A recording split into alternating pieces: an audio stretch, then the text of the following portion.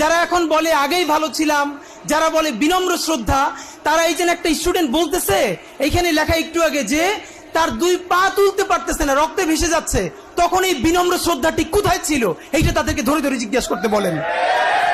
এবং আওয়ামী লীগ গুলো ততক্ষণ ভালো যতক্ষণ পর্যন্ত সুবিধাজনক অবস্থানে থাকে। প্রমাণ এটা বলে শেষ করি, এই যে দেখেন আমি অবাক হই, মানে আওয়ামী লীগ তো এতদিন একটা ভাব নিছে কি গিলে করা পাঞ্জাবি পরবে, একটা পাশে চটি ব্যাগ থাকবে, সিথি করে চুল আঁচড়াবে, হ্যাঁ, এরপরে একটু একটু রবীন্দ্রনাথ পড়বে, শান্তিনিকেতনী ভাষায় বলবে, অশুদ্ধ অশ্লীল একদমই বলা যাবে না।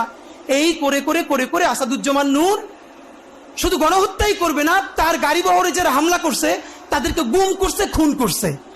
এই যে ছায়ানটি, এই যে উদিচি, এই পুরো গ্রুপটা তাদের প্রোডাক্ট করা। এই যে হুমায়ুন আহমেদের সাহেবের যে নাটক করতো আমির খসরু কি জানি, খসরু ভুলে গেছি, স্বাধীন খসরু, ভাবেন 54 বছর বয়সে স্টুপিডটার, মানে আওয়ামী লীগ যে কত বড় স্টুপিড হইতে পারে ওদের সব গেছে।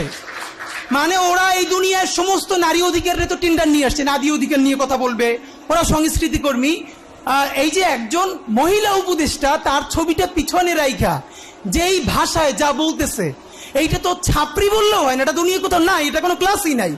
মূলত আওয়ামী লীগ এই ক্লাসেই বিলং করে। তো আওয়ামী লীগ যে এই ক্লাসে বিলং করে এইটা যাতে ধরা না পড়ে, এই জন্য তারা এইরকম গিলে করা পাঞ্জাবি, অনেক বুদ্ধিজীবী তাত্ত্বিক, এই যে তাদেরকে দিয়ে দিয়ে দিয়ে দিয়ে প্রচুর ভেগ কথাবার্তা বলাইতো। আপনি অর্ধেক বুঝবেন অর্ধেক বুঝবেন না, আলো আদারি ভাষা, চর্যাপদের মতো, মানে বিরাট একটা তাত্ত্বিক ব্যাপার। এই বলে বলে তারা বাঙালি জাতীয়তাবাদের নামে বাংলাদেশকে টুঙ্গিপাড়ার কলোনি বানাইছিল।